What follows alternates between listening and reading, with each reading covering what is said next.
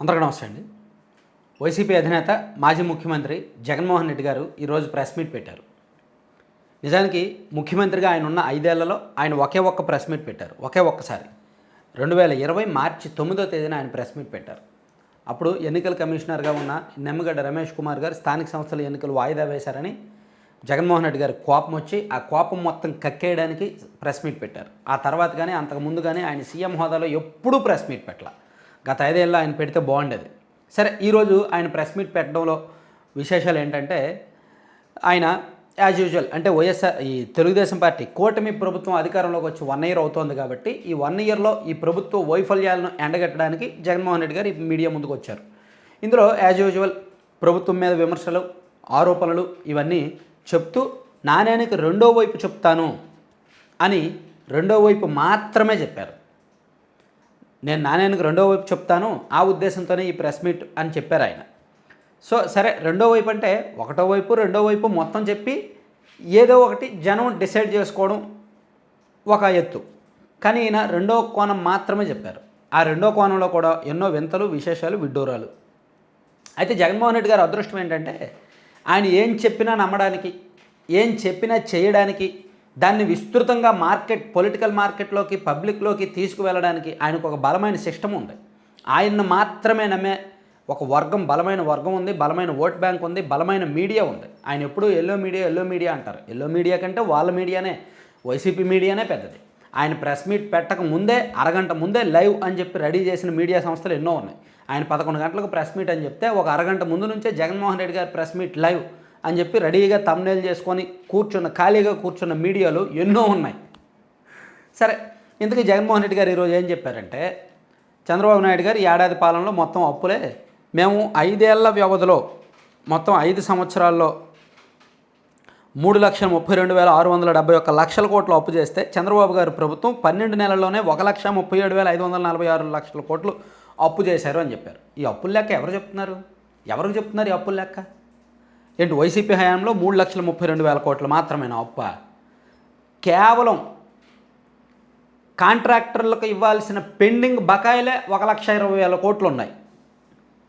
కేవలం ఉద్యోగుల భవిష్య నిధి ఖాతాలను మళ్లించి, గ్రామ పంచాయతీలకు వచ్చిన నిధులను మళ్లించి, ఆరోగ్యశ్రీ బకాయిలు పెట్టి, ఫీజు రియంబర్స్మెంట్ బకాయిలు పెట్టి, రకరకాల చెల్లించిన బకాయిలే దాదాపుగా 1,00,000 కోట్ల వరకు ఉంటాయి. ఈ రెండు కలిపితేనే 2,20,000 కోట్లు అయ్యాయి.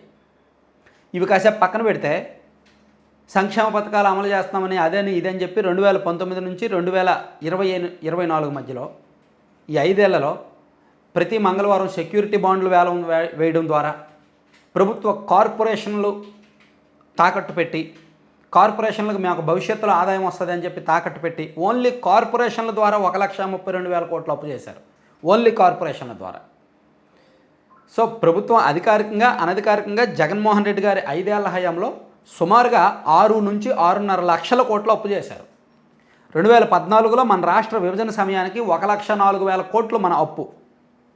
2019లో చంద్రబాబు నాయుడు గారు దిగిపోయే సమయానికి 3,64,000 కోట్లు మన అప్పు, మన రాష్ట్ర అప్పు. అంటే చంద్రబాబు గారు సుమారుగా 2,60,000 కోట్లు అప్పు చేసినట్టు 5 ఏళ్లలో. జగన్మోహన్ రెడ్డి గారు 2019 నుంచి 2024లో చేసిన అప్పుతో కలుపుకుంటే 2024 జూన్ నాటికి, అంటే చంద్రబాబు గారు సీఎం అయ్యేసరికి మన రాష్ట్రం అప్పు అధికారికంగా 10,74,000 కోట్లు అని చెప్పి అప్పట్లో అసెంబ్లీలో పయ్యావుల కేశవ్ గారు చెప్పారు. ఆ లెక్కన జగన్మోహన్ రెడ్డి గారి 5 ఏళ్ల పాలనలో సుమారుగా 6.5 లక్షల కోట్లకు పైగా అప్పు చేసినట్టేగా. అయితే ఒకటి, అప్పుల లెక్కలు ఎవ్వరూ కూడా అధికారికంగా, ఓపెన్గా, నిజాయితీగా చెప్పలేరు. ఎందుకంటే రకరకాల మార్గాల్లో అప్పులు ఉంటాయి. ప్రభుత్వ గ్యారంటీలతో అప్పులు ఉంటాయి, కార్పొరేషన్ మార్గంలో అప్పులు ఉంటాయి, వేరే నిధులను మళ్లించినవి ఉంటాయి, రకరకాల బకాయిలు ఉంటాయి. కాబట్టి అప్పులు లెక్క ఇది అని ఖచ్చితంగా ఎవరూ చెప్పలేరు. దానికి సంబంధించిన ఆధారాలు అయితే ఉండవు. సో ఎవరైతే ఆర్థిక మంత్రిగా ఉంటారో, ఎవరైతే ముఖ్యమంత్రులుగా ఉంటారో అప్పుడప్పుడు కాగిచ్చే రిపోర్ట్స్లో కూడా పూర్తిగా వాస్తవాలు ఉండవు. వాళ్ళన్నీ పరిశీలించరు. అలాగే కేంద్ర ప్రభుత్వం పార్లమెంట్లో ప్రకటించే అప్పులు కూడా వాళ్ళు ఓన్లీ ప్రభుత్వ గ్యారంటీ అప్పులనే చూస్తారు, ప్రభుత్వ అధికారికంగా చూసుకునే పబ్లిక్ డేట్స్నే చూస్తారు తప్ప అన్నీ చూడరు. కాబట్టి అప్పుల విషయంలో వీళ్ళు ఎవరు చెప్పింది మనం నమ్మడానికి లేదు. ఇప్పుడు కూడా కూటమి ప్రభుత్వం వచ్చాక కూడా అప్పులు చేస్తున్నారు. ఓన్లీ ప్రతి మంగళవారం సెక్యూరిటీ బాండ్లు వేలం ద్వారానే దాదాపుగా ఈ 12 నెలల కాలంలో కూటమి ప్రభుత్వం సుమారుగా 56,000 కోట్ల వరకు అప్పు చేశారు సెక్యూరిటీ బాండ్లు వేలం ద్వారా. అలాగే ఈ మధ్య ఈ మైనింగ్ ద్వారా వచ్చే ఆదాయాన్ని తాకట్టు పెట్టి ఒక 9,000 కోట్లు అప్పు చేశారు. ఇట్లా ఓవరాల్గా ఈ ప్రభుత్వం వచ్చాక కూడా చేసిన అప్పు అరౌండ్ జగన్మోహన్ రెడ్డి గారు అయితే 1,37,000 కోట్లు అన్నారు, కానీ అంత ఉండదు. ఒక 80 నుంచి 85,000 కోట్లు అయితే ఉంటుంది అనేది మనకున్న లెక్క. సరే, జగన్మోహన్ రెడ్డి గారు దీంతోపాటు ఈనాడు మీద తన అక్కసు వెళ్ళగక్కారు. ఏంటది, మనం ఈనాడు ఎల్లో మీడియా, ఈనాడుతో యుద్ధం చేస్తున్నాము, ఈనాడు అనేది ఒక పెద్ద మాఫియా. 2021 డిసెంబర్లో సెకీతో ఒప్పందం అయితే 2 ఏళ్లకు సెకీ చైర్మన్ నియామకం జరిగింది. కానీ సెకీకి సన్మానం అంటూ ఈనాడు తప్పును కథనాలు ఇచ్చింది అని చెప్పి, అంటే 2021లో సెకీతో ఒప్పందం జరిగింది, 2023లో సెకీకి కొత్త చైర్మన్ వచ్చారు, కానీ చైర్మన్ తొలగించడాన్ని కూడా ఈనాడు మనకే సంబంధం అన్నట్టు రాసింది, తప్పుడు కథనాలు రాసింది. ఈనాడు టిష్యూ పేపర్కి ఎక్కువ, టాయిలెట్ పేపర్కి ఎక్కువ, టిష్యూ పేపర్కి తక్కువ, దున్నపోతుని ఈనితే దూడను కట్టేసినట్టు ఉంది ఈనాడు తీరు అని చెప్పి ఆయన విమర్శించారు ఈనాడు. ఇక్కడ ఈనాడు చాలా క్లారిటీగా చెప్పింది. జగన్మోహన్ రెడ్డి గారు బహుశా చూశారో లేదో, అదే ఇక్కడ సమస్య. వైసీపీతో కానీ జగన్మోహన్ రెడ్డి గారితో కానీ సమస్య అదే. నాణ్యానికి రెండో కోణం చెప్తానని చెప్పి ఒక అడ్డగోలు వాదన, మేము పట్టుకున్న కుందేలకు 3 కాళ్ళు అనే ఒక వాదన తీసుకొచ్చి దాన్నే నాణ్యానికి రెండో కోణం అంటే ఎట్లా? ఈనాడు చాలా క్లియర్గా 2వ రోజు కూడా వార్త రాసిందిగా. అసలు సెకీ ఒప్పందానికి రామేశ్వర్ ప్రసాద్ గుప్తా ఆయన్ను తొలగించడానికి జగన్మోహన్ రెడ్డి గారికి ఏంటి సంబంధం అని ఈనాడు 2వ రోజు కూడా చాలా క్లియర్గా రాశారు. 2024 నవంబర్లో ఈ తీవ్రమైన ఆరోపణ వచ్చింది. అమెరికాలోని అక్కడ కేసు నమోదైంది. అమెరికా యూఎక్స్ స్టాక్ ఎక్స్చేంజ్లో కేసు రిజిస్టర్ అయింది. దాని మీద వివరణ ఇవ్వాల్సిన రామేశ్వర్ గుప్తా గారు వివరణ ఇవ్వలేదు. సరికదా, దానికి సంబంధించిన అనుబంధ ఒప్పందాలన్నీ కూడా 2003 నవంబరు అండ్ 2023 నవంబరు అండ్ 2024 మార్చిలో జరిగాయి అనుబంధ ఒప్పందాలు. అంటే అప్పుడు బాధ్యుడు ఆయనే కదా. సో ఈనాడు తర్వాత రోజు చాలా క్లారిటీగా రాశారు అసలు దీనికి ఆయనకి సంబంధం ఏమిటి అని. అండ్ లైవ్ మింట్లో కూడా వచ్చింది, నేషనల్ మీడియాలో కూడా వచ్చింది.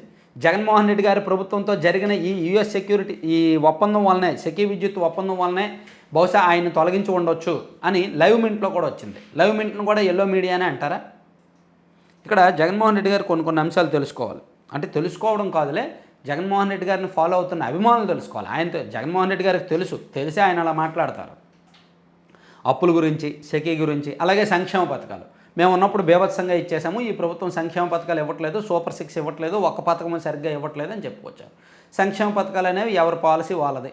ఈ ప్రభుత్వం ఆల్రెడీ ఇస్తుంది, ఏదో పెన్షన్లు ఇస్తున్నారు, అలాగే దీపం పథకం ఒకటి ఇస్తున్నట్టున్నారు, దీపం 2.0, మిగిలినవి కూడా ఈ నెలలో ఇస్తూ ఉన్నారు, జూన్ నెలలో ఇస్తూ ఉన్నారు. సో సంక్షేమ పథకాలు జగన్మోహన్ రెడ్డి గారు ఏమి జేబులో డబ్బులు ఇచ్చేయలేదు, వీళ్ళు జేబులో డబ్బులు ఇవ్వరు. సో వైసీపీ గవర్నమెంట్ ఉన్నప్పుడు సంక్షేమ పథకాలు రూపాయి ఇచ్చి అందులో 75 పైసలు తిరిగి లాక్కున్నారు ఏదో ఒక రూపంలో. ఈవెన్ ఈ ప్రభుత్వం కూడా అదే పని చేస్తుంది.